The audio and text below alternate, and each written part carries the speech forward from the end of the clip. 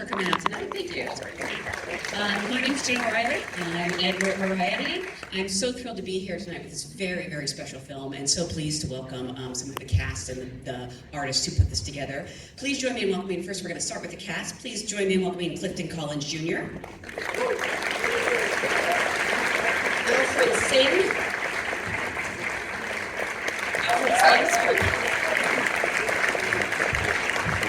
Nathaniel Arcand.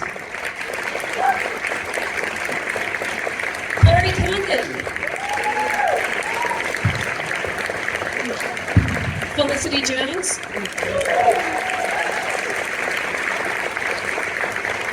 Joel Edgerton.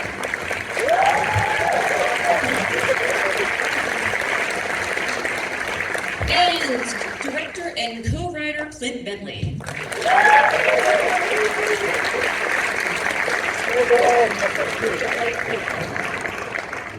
Thank you all so much for being here. Congratulations on this beautiful film.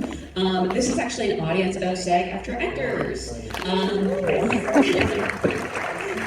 So it's funny because I usually like to start by asking people how they got their SAG card, but I know we have a few people who weren't born in the States, shall we say, half the cast, as a matter of fact. They're all American now. Yeah, exactly. Actually, they're just affecting accents. They're not even real. So actually, I'm just sort of curious, what was your first job as an actor? The first time you felt you could call yourself an actor, you got paid for it? Or? There's a guy in the laneway, and if you're paying $2,500, you get a SAG card. No, that's what I used to do about getting into nightclubs. I did a movie called Open Window with Mia Goldman. Would have been like 2006, and that was my first job, not only shooting on American soil, but shooting in LA. Oh wow! Which rarely happens, as we know. It's coming back. I've been told. I really hope so. Yeah. Felicity, for you? I think the film that I got my SAG card on was The Tempest, which was directed by Judy Taymor, and Helen Mirren played Prospero's. Well, obviously the original, the Shakespeare, it's Prospero, and they changed it to Prospera, as she was playing the part. And we shot that in Hawaii and New York. Nice. Yeah, it was very nice. Do you remember which island? It was Lanoi. Yeah. That's where I'm from. No way. Yeah. Oh, it's beautiful. The one says Kauai, so. Yeah, it's on. It's absolutely gorgeous. Don't mind us. We're just going to take a moment. Kerry, for you? The first American job, I presume, is the question. It was a TV show. It was a pilot for a TV show that never, went to be a TV show. And it was J.J. Abrams directed it, and it was about cancer, which kind of makes me think that's why it didn't become a show. It's really very downer. I'm sorry, before we go any further, we have William H. Macy.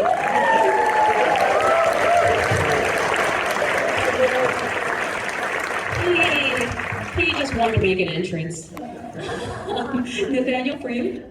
I think, I can't remember exactly, my agent's in here, so Daryl, do you remember? Yeah, it was back in '97, I believe. It was for a made-for-TV movie, TNT, I think it was a Crazy Horse movie. Oh, wow. And I had to get my SAG card for it, got a, what was it, a social security number, all that stuff. So. Pay the dues. But you get screeners. Alfred? So I actually got my SAG card doing stunt work, and I forget, I did a bunch of various projects that kind of blends in now, but I think one of the last ones that I kind of had to must join or something was working on the Rush Hour TV series. So that's how I got my SAG card. But the first project that I felt like, okay, I'm acting now, or I'm in this business, was I had one line in Ready Player One, and yeah, for me that was one of my biggest dreams, was just I was like, one day I want to have at least one line, on a feature film. And so when I did that, I felt like, okay, I'm in. What was the line? Well, it was in Chinese, and it was basically just like, no, it's actually, I was basically cussing, kind of like, shit, or, like something like, basically like, we get zeroed out, these coins we get in the virtual world, we get hit, and then my avatar character gets, demolished, and then I fall, and I'm like, dang, I lost all my money. I ranted, they had me rant, and then they just like cut in like half a word in there. But it counts. Where were you? It was a month before my 18th birthday, so I was literally grandfathered in. I had to be driven by my grandparents, Pedro Gonzalez, who's also an actor if you've seen Rio Bravo. And it was a Say No to Drugs commercial. The irony. We're talking about either your first job or how you got your SAG card. I think it was a pilot called Sparrow that it must have aired, but I'll tell you that was a huge day for me, getting that SAG card, man. It seemed like a mountain that I would never be able to climb, and I've been a proud member for a long, long time now. I remember when you won one of your SAG awards, you pulled it out for your speech. You had it in your wallet. You want to see my SAG card? Yeah! You really have it? I don't have it. Nobody travels with a SAG card anymore. It's a digital SAG card now. I was going to say, I don't know if anyone actually has the physical cards anymore. I have a physical card, yeah. Clint, for you, I'm so curious because you have such a way with actors, and especially actors from all different backgrounds and places. Do you have any kind of background in acting, or just? Not, well, I'm in this movie as the photographer because the person who's supposed to play it didn't show up.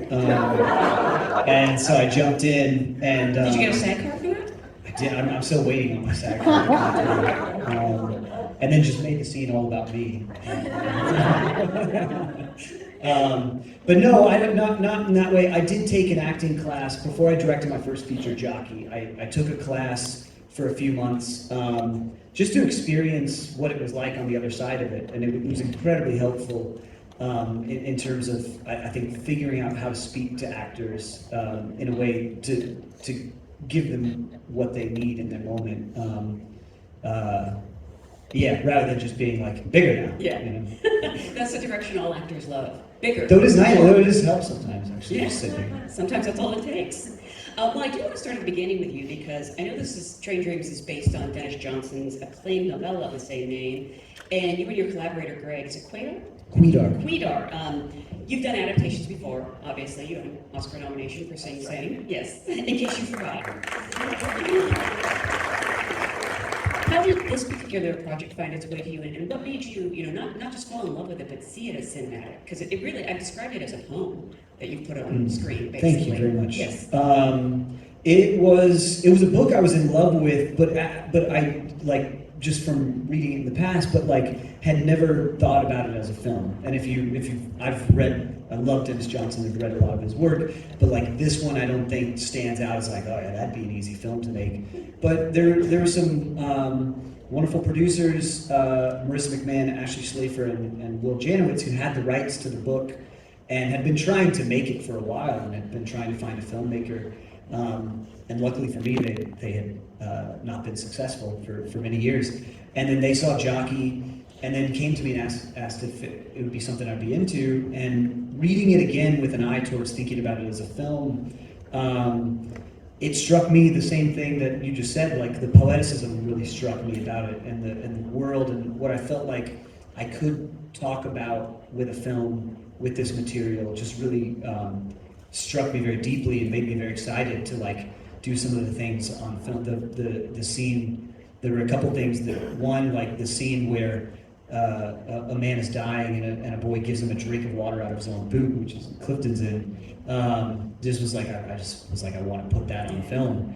And then it was really the central story of Grenier that really just really struck me about this character. And speaking of Grenier, Joel, for you, You always choose such interesting roles. I'm curious what draws you to a project in general. Is it the script? Is it the people you're working with? And then in this case, you know, did you instantly respond to the role, Robert? Yeah, look, for me, I have if I'm lucky enough to have whatever's available to me to work on, I just have a real gut reaction to whether or not it feels like I have something to offer the thing, and whether I find the world and the character interesting. And with this one, I'd read the novella 4 or 5 years before Clint had reached out to me, and I was very taken with it. So when he reached out about me being in it, it felt like an easy thing for me to imagine. I was very curious about how he'd adapted it, because as he said, it doesn't strike you when you read the novella as something easy to adapt. But since reading it, it's sort of grown more into what Robert is, you know, as a father and as a husband. And so, you know, my big fears are wrapped up in this film, the idea of anything happening to the people I care most about. And I think more than anything I'd ever been involved in as an actor, and I often try and play a lot of dress up, so I'm really interested in, my favourite actors are often character actors. In the past have been character actors. So, but also really admire when actors really connect with something that you feel like you see their soul or see their heart, and this character, for me, more than any, felt like it had so many marks of things that I really could relate to, that I could be a little bit more personal about my approach to it, and that was very easy to want to be involved in for that reason. He's also a very internal character. I'm curious if that thought appealed to you, or it's actually very challenging to have your words taken away. So were you excited about, you know, playing someone who had There never really were any words to take away. I've been through the experience with Loving with Jeff Nichols of playing a very quiet, stoic character who maybe had a lot to say and a lot to rail against, and felt like the world was dealing him blows. And yet, while the river ran deep, he didn't really let things spill out and show his emotion very much. And I had been through the experience of understanding how much more focus I needed to put into a character like that, and just make sure, instead of seeing it as hard work, seeing it as a chance just to make sure that I was honest with myself, and if I was honest with myself in each moment, then the camera would see that. And I think the things that Robert goes through, I think, are very universal, experiential things that we all, the audience can relate to: love and parenthood, and struggling with marrying work and life together, and also loss and grief. So I think the audience knows when Robert goes through those things, maybe what is going on for him.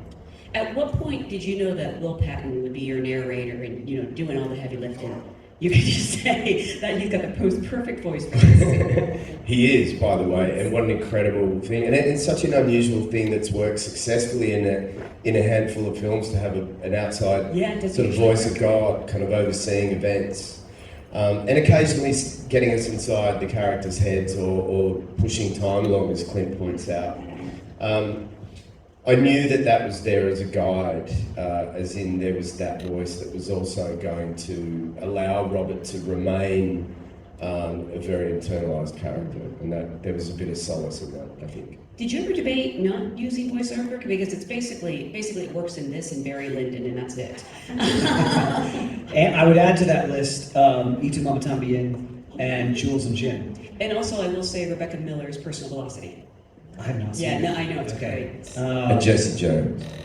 And Jesse James, yeah, Assassination of Jesse James. All right, And my Royal point Tenenbaums. is- And, no, but it was always there, because it was something that, like, again, going back to this character, wanting to preserve this type of character and this type of man, really, from who like has a deep well of emotions but doesn't have the vocabulary to say them. And as soon as he starts going, well, my grief is overwhelming me, and I don't really, I'm having these visions of it's done as a character, right?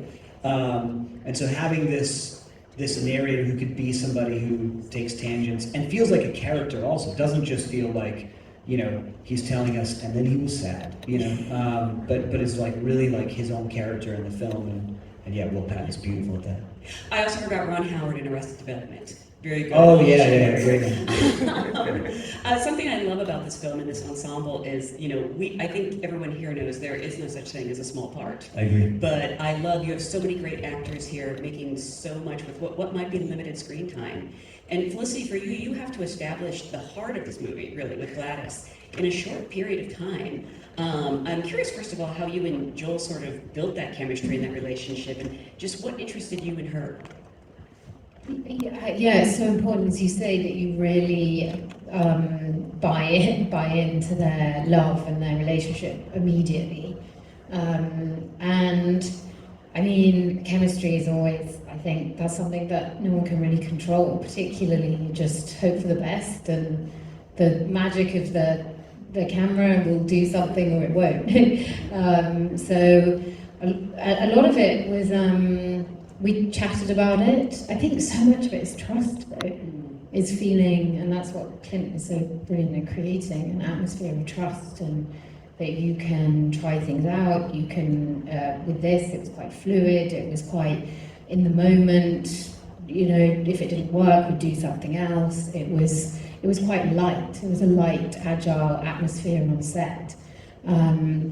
And then with Gladys, I just loved how front-footed she was, and how, she has to be completely in the moment and immediate, and there's almost a sense, she kind of has a bit of a sixth sense thing going on. She sort of sees things, and maybe there's a feeling for her that she might not live her fullest, the longest life, that it may not be as long as others.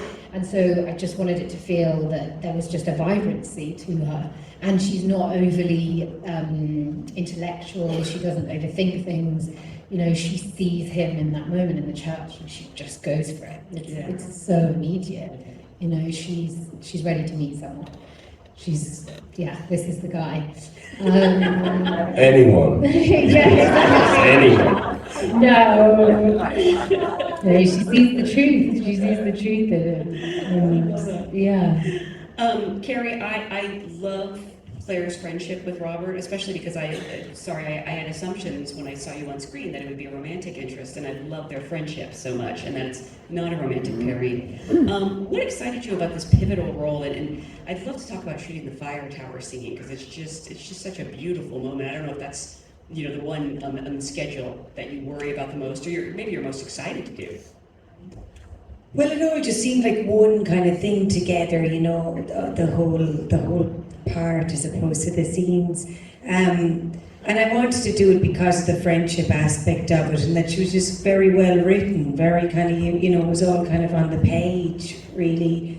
And the fire tower, Clint had sent me some information about ladies who'd done that in those days, and for months on end they'd be up in those towers, looking out and gassed that they were, trying to prevent fires even in those days, So that was interesting, and just like the kind of person that would be up in a tower for months on end, you'd have to be kind of zen. So that kind of made me go, well, obviously Claire's like used her own company, blah, blah, blah, and, there was lots of other little things. But, only recently I was thinking, it's also the fact that Robert is so crippled with his grief that he isn't even open to a relationship, and how things scar you, your whole life changes because of some event or whatever. I don't know, you keep finding new things in the movie is my point. Keep discovering new things about it. Did you find playing Claire like you were zen? You took that home with you, or? Well, yeah, because also I had to be zen because, it's Joel's character's moment. You know what I mean? It's not Claire's like big thing. So you know at that moment you're kind of wanting to know what poor Robert is feeling or whatever. So I was zen because I wanted to be there for the other actor, and chilled out. And then it was beautiful. The sun was going down and the birds were chirping, and it was easy to be in the moment. Yeah. Kind of a similar question for Nathaniel, because your character plays such a pivotal role in Robert's journey. What is it like to bring that character to life? And do you find, I think like sometimes it would be really hard to play, villains or serial killers. And I think playing someone like this, I would be much happier when I went home at the end of the day. Yeah, no, it was a very nice role for me to play this character who's Not your stereotypical native, and but you know, you see that he is, but he owns a store, and he sees what's going on around, and knowing, in my mind, that I played him in the sense that he's understanding, you know, he's kind of curious about people that come into his store and stuff, pays attention, you know, and he knows everything about Robert, you know, kind of, and without knowing him, you know, in a sense, you know, and that's why, I think that's why he goes and sees him and checks up on him, because he's not been around us for a while, so he's concerned, genuinely concerned, so that's why I played it. And, you know, I believe that my character is also very spiritual, and you know, he cares. Yeah. And so that was the feeling I wanted to bring across, that I care. And I wanted him to be, you know that people like me are there. I would literally follow like any of the characters in this movie in their own movie. That's They can all have their own spin-offs. Yeah, Are you promising that coming to Netflix? yeah, we'll announce it on Friday. Alfred, your character also, plays a role in Robert's journey, but he also, represents the Chinese immigrants who are responsible for the railroad infrastructure who really didn't get the credit they deserved. What did it mean to you to, get to play a role like this? Yeah, I mean, just first of all, being a part of this project was super meaningful for me, from day one, connecting with Clint. I didn't know what to expect, but we had this, I think he was already filming, but we had a Zoom call, and he was just so open and gracious, and, what do you think about this character? And immediately I was like, okay, this is gonna be such a great project, because, like you said earlier, there's maybe the screen time or whatnot is not heavy, but he cared about the insight and the depth of every single character, and I wasn't gonna be just a, Chinese immigrant or just a placeholder to serve, purely a plot point. And I felt like he was genuinely cared about, like, discovering who that character was, why we gave him, decided on giving him the name Fusen, which is a blessed, like having a blessed life, which is a little bittersweet in that name.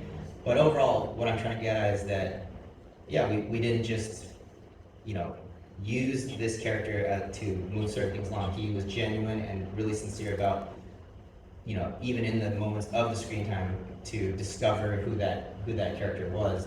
And so many things that we kind of talked about did make it on screen and did find some kind of connection with Joel's character, which therefore kind of builds upon, that through line when Joel has this guilt and whatnot. So I think that was, really meaningful for me, and especially in a period of time when we see these photos of, finishing the railroads and all this celebration, but you don't really see any of the Chinese representation, which contributed greatly to, building the railroads. And now in this film, we have some of that representation. So I'm really happy to be part of it.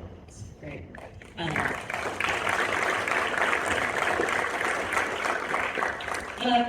Clint keeps talking about this movie Jockey. He's mentioned it a couple times now. I know you worked with him on that. What is it like to reunite with him on something like this? How has he changed or morphed as a director, or not changed? He's just became more of the cool dude that he is. He's more involved as an artist. This is a bigger project. I guess I would describe it as kind of like being a proud papa. I did the film even before Jockey, that great Quidar directed and Clint produced, Transpecos. So obviously our collaboration on Jockey was much more involved because of the nature of the character I was playing. But and I was jumping between gigs on this one, so I was just very excited to make it happen. And Clint and I, it's just fun when you get a chance to work with family. You know what I mean? That's what I consider both Clint and Greg. Why do you think he's so good with actors? He listens. He's a collaborator. He cares. He knows when he hears a good idea. He doesn't have an ego, but he has an idea, a creative idea that's comes from an organic, very honest place. And I think that's very. I think this business caters to a lot of egos, unfortunately. So it's very easy to feed the monster. And when you keep that thing checked, you get to do beautiful pieces like this because everybody shows up for the right reasons. Is this a situation where you would have said yes no matter what it was because it was Clint, or did you Yes. have a connection to your Saying character? Right answer. Speaking of directors, Bill, you literally, may I call you Bill? Everyone says to call you You may. Bill, but Mr. Macy. You've worked with so many amazing directors of all kinds of different types. I'm curious what you hope for from a director when you show up to a set. It's a great question.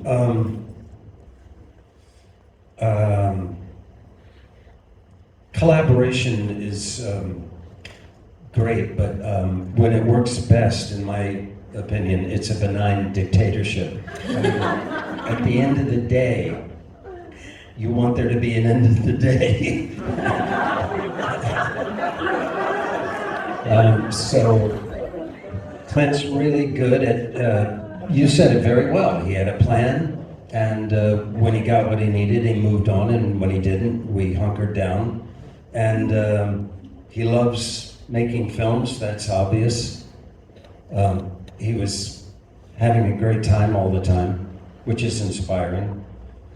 And yeah, when it falls into chaos is when the director doesn't direct, when everybody gets heard, and it's maybe I'm too much of a union guy, but the day is 12 hours, and I think you better have a jolly good reason when we go to 13. Especially because I know in your scenes you're outside. I can't imagine that was the best shooting conditions, or maybe it was lovely. I don't know. I'm sorry, say that again. You were shooting outside in the elements. I don't know if that was good shooting conditions, or you'd rather be on a soundstage somewhere. Oh yeah.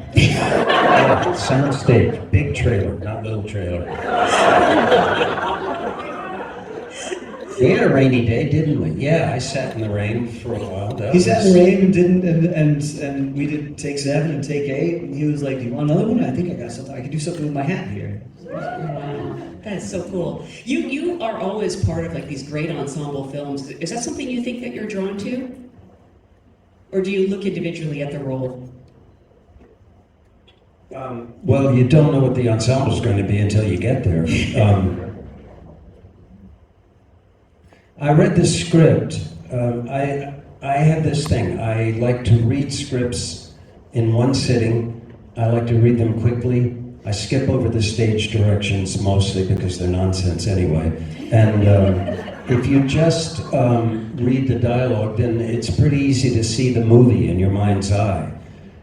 And makes it easier to choose what's good and what's bad. And the movie I saw in my mind's eye was the one Clint made. And how often does that happen?